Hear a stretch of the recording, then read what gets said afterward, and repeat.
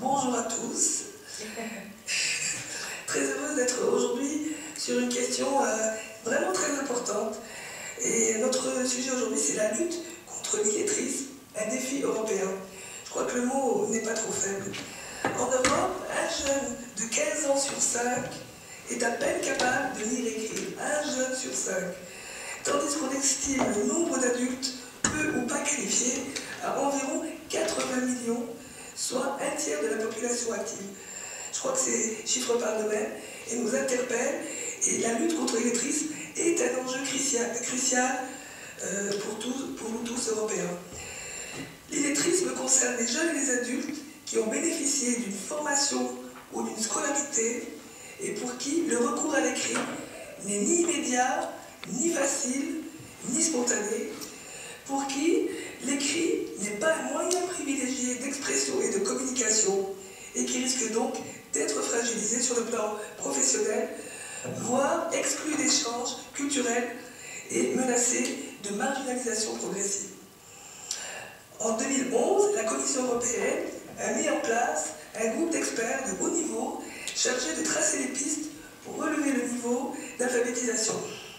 Alors, vous voyez que là, on parle de illettrisme et alphabétisation. Je pense que ça sera une question importante que nos experts pourront aborder pour voir en quoi c'est différent et est-ce que ça pose et ça demande une stratégie différente. Même si la lutte contre l'illettrisme relève de la compétence des États membres, nous avons, au niveau européen, un rôle complémentaire à jouer. Il est intéressant d'avoir avec nous deux représentants de la Commission qui pourront nous éclairer sur leur feuille de route, ainsi que le directeur d'EBIDA, le Bureau européen des bibliothèques et des associations d'information et de documentation.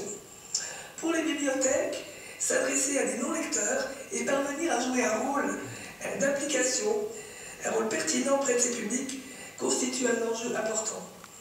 Car nous savons que leur application dans les actions de lutte contre l'illettrisme est bénéfique pour les apprenants. Les bibliothèques peuvent apporter un cadre de sociabilité, un espace pour reprendre confiance et renouer des liens plus sereins avec les livres, partager des expériences valorisantes autour de l'écrit et lever d'éventuels blocages dans les apprentissages. Avant de présenter les intervenants, je voudrais donner une note plus personnelle à notre rencontre d'aujourd'hui. Moi-même, j'ai une mère qui est analphabète, ou bien analphabète. Elle n'a jamais eu l'occasion d'aller à l'école, et ça a toujours été pour elle quelque chose de vraiment... ça lui a donné une fragilité, un sentiment d'estime de soi plus faible, et ça a toujours quelque chose pour elle un drame. Et je me suis toujours interrogée pour savoir pourquoi. Elle n'a pas réussi à se mettre en marche pour aller vers l'apprentissage de l'écrit. Alors elle vient d'une culture orale, sa langue maternelle c'est le berbère, et moi-même, d'où je viens, j'ai été éduquée en France, j'étais à l'école, les bibliothèques ont joué un rôle très important pour moi, et je n'ai pas réussi, avec elle ou avec d'autres, à la mettre en route. Et je pense que comment faire en sorte que cette démarche d'aller vers l'écrit est possible ou pas? Quels sont les moyens, les situations à mettre en œuvre? Donc, je vais vous présenter M.